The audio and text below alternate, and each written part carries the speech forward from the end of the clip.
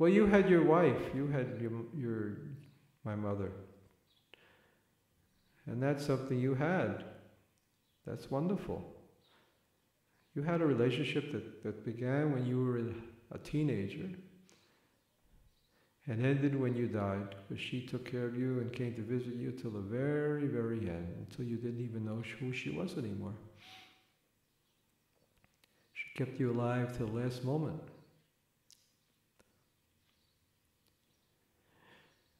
But I don't have that kind of relationship with anybody. So that kind of sense of longing, the intense feelings are there. Look at all that violence that came out. Violence, strong needs. What about the difference between creative aggression and violence? Gestalt therapy.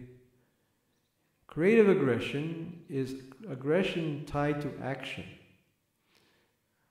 Is part of poetry. Expressing it is poetic language. Whereas violence that comes out without any connection to action is not poetry, it's melodrama. So let's say in this dream work, sure, there was violence that killed all the people. And yet, because it's happening as part of an explosion of emotions, as part of a story, my personal story as a poetic action here, so it's poetry.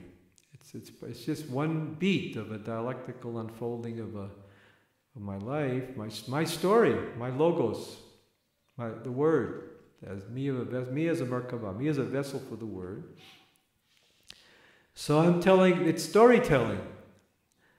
It's just simply a violent chapter, an explosive chapter of a story, but it's not violence. It's creative aggression because it's a part of poetic action. Dealing with grief, dealing with exploding feelings, dealing with frustrations. So you sense now that the theory of the drama, the theory of poetry, the therapy, the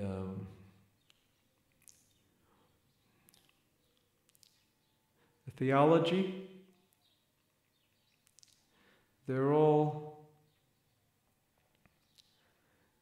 part of this one process, dialectical action here.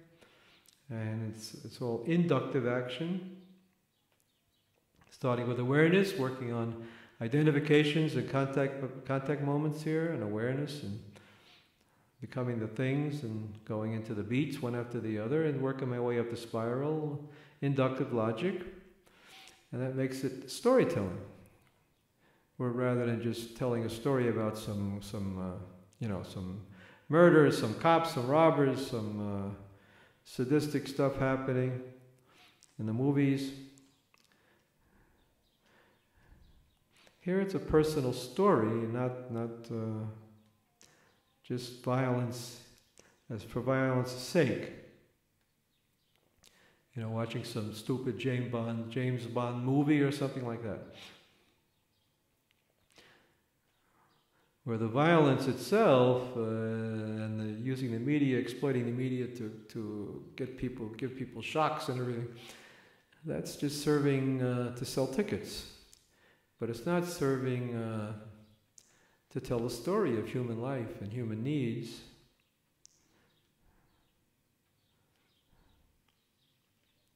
It's not conveying the movement of angels up the ladder, returning to oneness and finding peace by integrating the elements of our existence and in a big monadology and a big. What comes to mind again is what Walter Benjamin says about the hero of a story It's not a saint in the usual sense. It's a person who's doing everyday actions that somehow finds himself doing saintly things because of just being involved in the overall reality of the situation.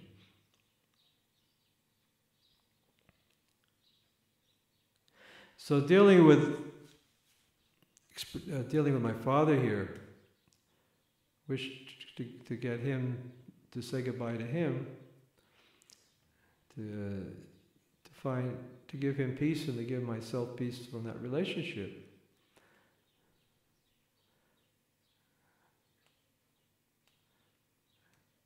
That's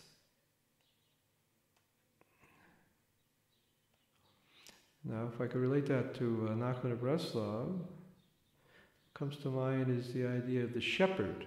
I talked about that already. The shepherd,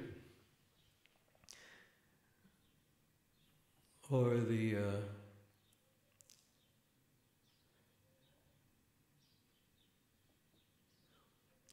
Moses teaching the little children that cry out to each of these elements here. It's like the books that were unfolding from the box of the library, in the library here, where each of these elements I identified with are found in the dream. Each of these little monad, a little child, a voice, a gestalt, the side of the reality here that needs to somehow find its shepherd, encompassing idea, to bring it, to integrate it, move it up towards sense of overall balance, justice. For example, the justice here in my relationship with my father, there was pain, there was anger, there was guilt, disappointments, at the same time unrewarded love. That situations, circumstances prevented from being expressed fully enough. So somehow to integrate all of those little children here, all those voices, all those parts of the action, into one big statement, word, story. A villager who went to town every year on the high holy days to pray in the Baal Shem Tov synagogue had a son who was so slow-witted that he could not even learn the Hebrew alphabet, much less a single prayer. And because the boy knew nothing, his father never brought him to town for the holidays.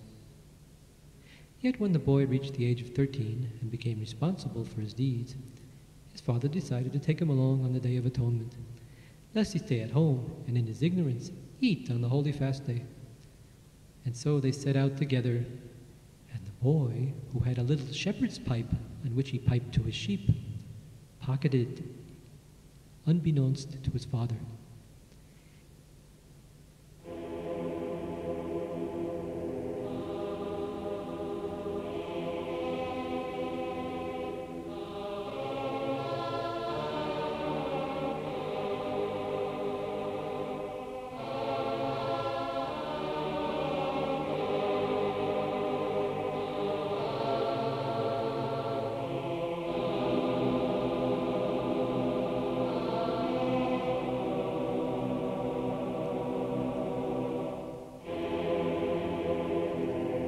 In the middle of the service, the boy suddenly said, "Father, I want to play my pipe."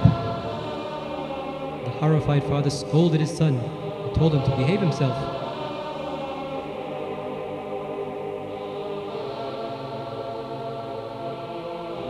A while later, though, the boy said again, "Father, please let me play my pipe."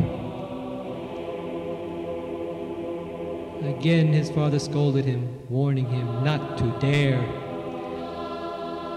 Yet soon the boy said a third time, "Father, I don't care what you say, I must play my pipe."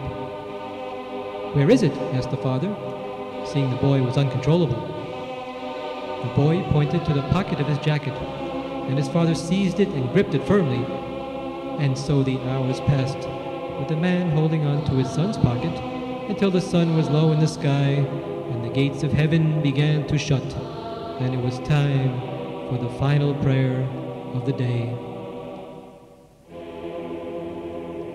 Halfway through the closing prayer, the boy wrenched the pipe free from his pocket, and his father's hands put it in his mouth and let out a loud blast that startled the entire congregation.